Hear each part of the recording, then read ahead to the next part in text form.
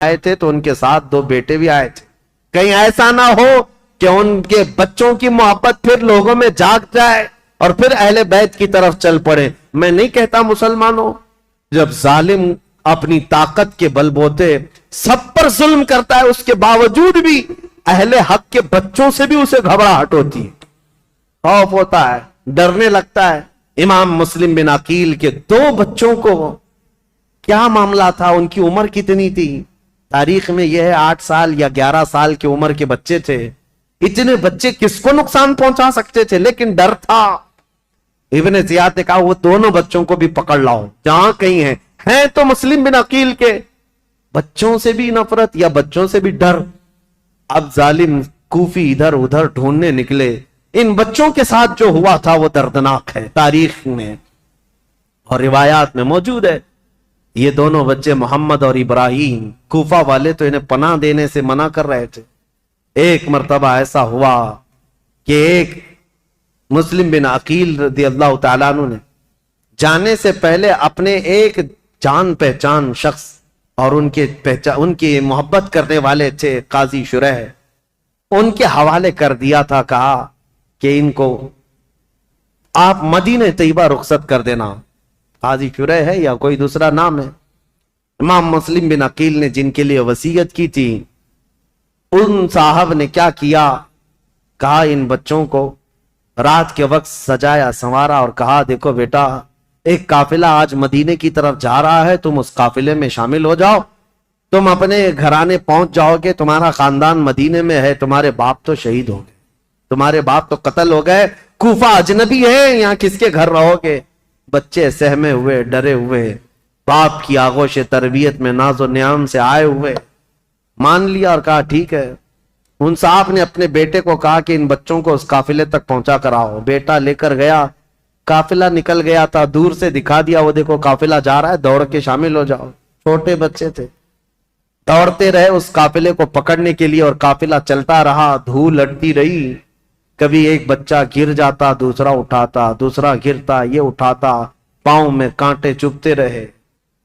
یہ بچے گرتے پڑتے رہ گئے. رات گزر گئی، قافلے کو نہ ملنا تھا نہ ملا، اور ڈرتے سہمتے یہ قافلے کے چکر میں گھومتے رہ گئے اور جہاں سے نکلے تھے وہیں آ کر پہنچ گئے.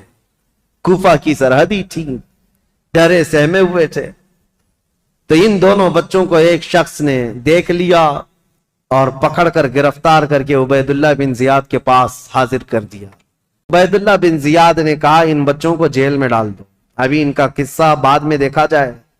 جیل میں ڈال دیا گیا اور ڈالنے کے بعد ابن زیاد کی طرف سے نگرانی کا حکم تھا، لیکن جیل کے جو داروغہ تھے مشکور نامی، وہ اہل بیت سے محبت کرنے والے، انہوں نے رات کے وقت جیل کا دروازہ کھولا اور بچوں کو آزاد کیا اور کہا ان کو بھیج دیتا ہوں. ان بچوں کو انہوں نے آزاد کر دیا اور پھر بھیج دیا کوفہ سے باہر. یہ بچے کوفہ سے باہر نکلے اور دریائے فرات کے کنارے ایک درخت کے نیچے تھکے ہارے سو رہے تھے. ایک خاتون پانی بھرنے کے لیے آئی، انہوں نے دیکھا گلاب جیسی رنگت کی حسین شہزادے کس کے ہیں. عورت قریب آئی، پوچھا کون ہو تم؟ کہا ہم مسلم بن عقیل کے بچے ہیں. وہ خاتون تڑپ گئی، کہا اے بچوں، تو میری جو مالکن ہے میرے گھر جس کی میں کنیزہ ہوں، وہ خاتون سیدہ فاطمہ زہرا کی کنیز ہے. وہ رسول اللہ کے گھر کام کرنے والی خاتون میری مالکن ہے. آج اگر وہ تم کو دیکھے گی تو خوشیوں سے پھولے نہ سمائے گی، خوش ہو جائے گی. چلو میرے گھر. ان دونوں شہزادوں کو وہ اٹھائی اور اپنے گھر لے آئی. اپنی مالکن سے کہا اے خاتون، آج ہمارے گھر بشارت آ گئی، مسلم بن عقیل کے شہزادے فاطمہ کے گھر کے لاڈلے آئے ہوئے ہیں. وہ خاتون دیکھتی ہے، وہ تو خوشیوں میں وجد کرنے لگتی ہے، میرا گھر آج بہاروں سے بھر گیا. میں رسول اللہ کے خاندان کو اپنے گھر کب لا سکتی تھی، آج میری قسمت جاگ گئی. بچوں کو نہلایا دھلایا اور انہیں گرم کھلایا اور کہا بچوں تمہیں کسی بات کی فکر نہیں، تم میرے گھر آرام کرو، جب مناسب ہوگا میں تمہیں خود لے جا کر مدینے چھوڑ آؤں گی. اس خاتون کی بے پناہ محبت تھی ان شہزادوں سے. لیکن تاریخ میں ایک عجیب اتفاق رہا ہے، شیطان کے گھر کبھی ولی اور کبھی ولی کے گھر شیطان. یہ رشتے دیکھنے کو ملے ہیں. इस मुहिब्बे अहले बैत खातून के घर इसका जो शौहर था हारिस नाम का, यह बदबख्त लालची आदमी था। यह दिन भर उबैदुल्लाह बिन जियाद का दिया हुआ इनाम का लालच लेकर घूम रहा था। लोग जगह जगह गलियों में यह बात मशहूर हो चुकी थी कि उबैदुल्लाह बिन जियाद ने दिन 2 बच्चों को गिरफ्तार करके जेल में रखा था और दारोगा ने उन जेल के दरवाजों को खोलकर बच्चों को आजाद कर दिया। बच्चे भाग गए, लेकिन हुआ क्या, इब्ने जियाद ने दारोगा को बुलाया, मशहूर को पूछा क्या किया? कहा मैंने बच्चों को छोड़ दिया। कहा क्यों छोड़ दिया? कहा इसलिए छोड़ दिया कि कल क़यामत के दिन अगर मेरा नाम दोज़खियों के दरमियान आ जाए तो रसूलुल्लाह की बारगाह में मैं अर्ज करूंगा, ऐ अल्लाह के नबी, मैं तुम्हारे शहजादों को जेल से छोड़ा था, आज मुझे जहन्नम से आजादी मिल जाए। मैं तो इस तमन्ना को लेकर आजाद किया। तो इब्ने जियाद ने कहा अगर तेरी वही तमन्ना है तो तू वहां पहुंच जा, जल्दी से पहुंच जा। यह कहते हुए दारोगा का उसने कत्ल कर दिया था, मशकूर को भी कत्ल कर दिया। और फिर अब के बाद जोश और गजब में आकर के ऐलान किया, जो इन 2 शहजादों को ढूंढ कर लाएगा उसे 100 ऊंट इनाम में दिए जाएंगे, उतना ही माल दिया जाएगा। अब लालची कूफी हर जगह इधर उधर घूम रहे थे इन बच्चों की तलाश में, जगह जगह मारे मारे घूम रहे थे। और ये हारिस नामी शख्स दिन भर तलाश करके रात को अपने घर पहुंचा है, अपनी बीवी के पास आया और सो रहा है रात के वक्त, लेकिन उसे यह खबर नहीं कि जिन बच्चों को ढूंढ रहा था वो बच्चे इसी के घर में आराम कर रहे हैं। खातून तो जानिसाराने अहले बैत में से थी, मुहिब्बाने अहले बैत में से थी। उस खातून ने तो हक अदा किया था मोहब्बत अहले बैत का, बच्चों को खिलाया पिलाया और सुलाया। बच्चे नरम और नाजुक बिस्तर पर सोए थे। रात को इन दोनों शहजादों ने ख्वाब देखा। हजरत मोहम्मद जो बड़े साहबजादे थे, इब्राहिम जो छोटे साहबजादे थे, ख्वाब में देखा अपने बाप को। ख्वाब में ये देखा इन दोनों शहजादों ने रसूल करीम सल्लल्लाहु तआला अलैहि वसल्लम मसनद नशीन है, सहाबा इर्द गिर्द बैठे हुए हैं और मुस्लिम बिन अकील खूनी जुब्बे में तरबतर रसूलुल्लाह के पास आ रहे हैं। उनके जिस्म पर खून टपक रहा है। मेरे आका सल्लल्लाहु तआला अलैहि वसल्लम ने देखा और इस मुस्लिम बिन अकील से पूछा, मरहबा, आ जाओ मुस्लिम, तुम्हारे लिए मैं पानी लिए खड़ा हूं, लेकिन ऐ मुस्लिम अकेले आ गए, बच्चों को कहां छोड़ आए हो? बच्चे कहां हैं? मुस्लिम बिन अकील ने कहा, या रसूल अल्लाह, मेरे पीछे पीछे आने वाले हैं, मैं उन्हें पीछे छोड़ आया हूं। इतना सुनना था, ये बच्चे ख्वाब देख रहे थे, बिचक कर उठ गए और एक दूसरे से चिमट कर रोने लगे। दोनों ने सेम ख्वाब देखा था, एक दूसरे को ख्वाब बताया। दोनों ने कहा मैंने भी बाबा जान को देखा, दूसरे ने कहा मैंने भी बाबा जान को देखा। रसूलुल्लाह की महफिल में अब्बा जान को खूनी जुब्बे में तरबतर हमने देखा है। अल्लाह अकबर, ये बच्चे से हम कर रो रहे थे, इनकी आवाजें बुलंद हो गई। घर में बच्चों की आवाज। वो बे औलाद शख्स था हारिस, रात को जाग गया, अपनी बीवी से पूछा, हमारे घर तो कोई औलाद नहीं, ये बच्चों के रोने की आवाज कहां से आ रही है? बीवी ने कहा शायद पड़ोसी के घर से आवाज आती होगी, तुम सो जाओ। बीवी ने मना किया बताने से। फिर इस जालिम ने कहा नहीं, मुझे तो लगता है मेरे घर में बच्चों की आवाज है, पड़ोस के घर के बच्चों की आवाज इतनी तेज नहीं आती। खातून ने बहलाया फुसलाया और कहा कि तुम सो जाओ, लेकिन इस जालिम ने कहा मुझे देखना है, मेरे घर की तलाशी लेनी है। घर ढूंढते हुए आया और उसी हुजरे में आया जिसमें बच्चे सो रहे थे और उठ करके ये एक दूसरे को चिमट कर रो रहे थे। हारिस आते ही पूछता है, ऐ बच्चों तुम किसके हो, किसके बेटे हो, मेरे घर कैसे आए? बच्चे तो इस घर को मुहिब्बाने अहले बैत समझते थे। देखा था एक दिन पहले खातून ने नहलाया धुलाया है, खाना खिलाया है, हमारे घर हमारा जानिसारों का ये घर है। ऐ शख्स, हम तो मुस्लिम बिन अकील के शहजादे हैं, हम अहले बैत नबुव्वत से ताल्लुक रखते हैं। इतना सुनते ही ये हारिस दोनों बच्चों के बाल पकड़कर खींच करके उठाया। कहा दिन भर तुम्हारी तलाश में सरगर्दा था, मैंने कहां कहां की खाक छान मारी, तुम्हें ढूंढते ढूंढते थक गया और तुम मेरे घर के बिस्तर पर सो रहे हो। दोनों बच्चों के गाल पर तमाचे मारने लगा। गुस्से के मारे दोनों बच्चों को थप्पड़ रसीद करता रहा। ये बच्चों का मंजर देख करके उसकी खातून बीच में आ गई। कहा जालिम, तू अपने हाथों को बचा ले, तू कल क़यामत के दिन फातिमा के सामने खड़ा होगा, अली के सामने खड़ा होगा, रसूलुल्लाह के सामने खड़ा होगा। उनके घर वालों को दी हुई तकलीफ का क्या जवाब दे सकता है? हारिस के सर पर यह लालच का भूत सवार था।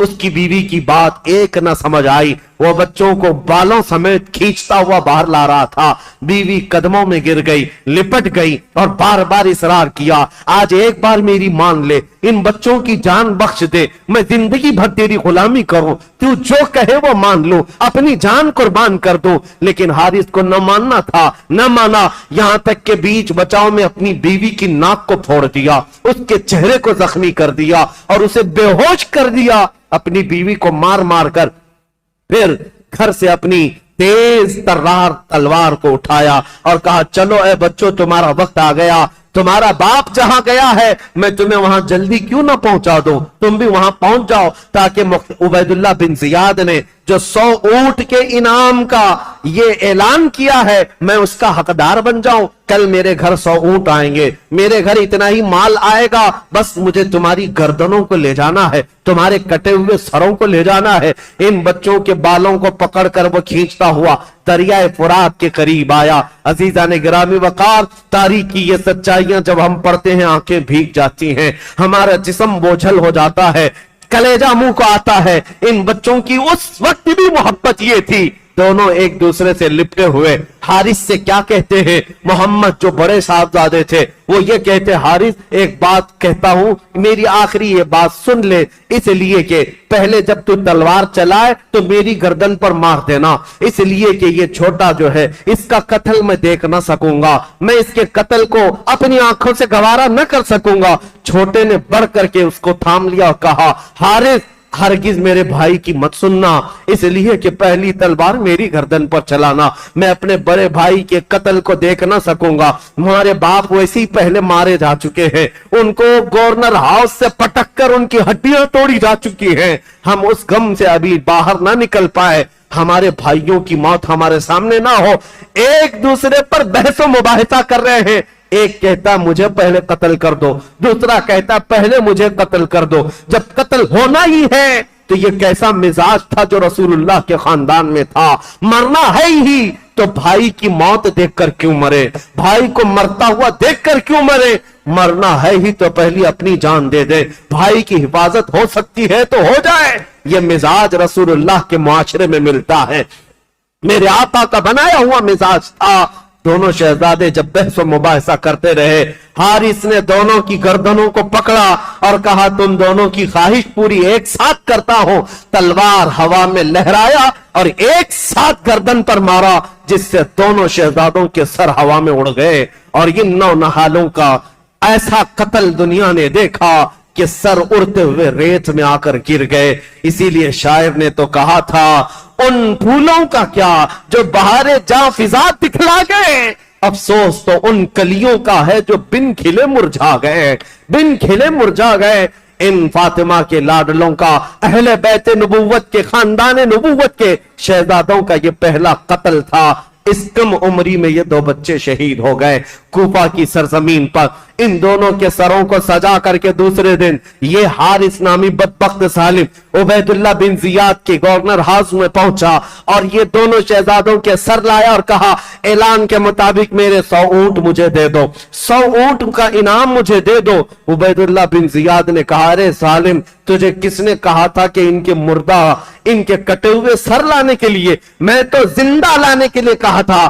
اگر یزید نے مجھ سے پوچھ لیا کہ ان بچوں کو قتل کرنے کا آرڈر کس نے دیا تھا تو میں کیا پیش کروں گا؟ یہ کہتے ہوئے عبید اللہ بن زیاد نے اسی وقت حارث کی گردن اڑا دیا، جو صبح کے وقت بچوں کا قاتل تھا۔ رب العالمین نے شام سے پہلے اس ظالم کو کیفر کردار تک پہنچایا۔ اسی لیے قرآن کہتا ہے، سَيَعْلَمُ الَّذِينَ ظَلَمُوا أَيَّ مُنْقَلَبٍ يَنْقَلِبُونَ، ان قریب ظالم یہ جان لیں گے کس کھائی میں اللہ انہیں گرائے گا۔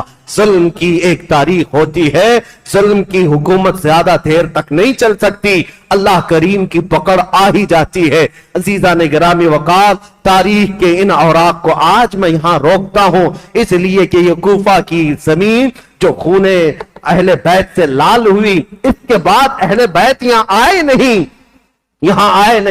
خط تو جا چکے تھے امام حسین کے پاس، اب امام حسین کا قافلہ مکہ سے نکلنا تھا اور پھر وہ کربلا پہنچنا تھا، جو خونی منظر وہاں ہونا تھا، وہ سارے واقعات انشاءاللہ کل یوم عاشورہ ہے، اور عاشورہ کے دن انشاءاللہ العزیز یہ کربلا کی داستان ہم سنائیں گے، تاکہ آپ کے اندر یہ رقت بھی طاری ہو، یہ نہیں کہ ہم کھچڑے کھائیں، یہ نہیں کہ ہم صرف شربتیں پیئیں، یہ نہیں کہ ہم اچھے اچھے کھانے کھائیں، کل کا دن ہمیں یہ یاد کرنے کے لیے بھی ہے کہ آج سے 14 صدیوں پہلے یہی وہ دن تھا جب آسمان کا سورج تمازت اور اپنی چلچلاہٹ پیش کر رہا تھا، میرے رسول کا شہزادہ 3 دن سے بھوکا اور پیاسا میدان میں اپنے بچوں کو لے کر ایک بہت بڑا امتحان دے رہا تھا۔ آج اگر میں گھر میں سحر کے وقت سو رہا ہوں تو شرم سے ڈوب کر مرنا چاہیے، فجر کے وقت سو رہا ہوں شرم سے ڈوب کر مرنا چاہیے۔ یہی وہ عاشورہ کی تاریخ تھی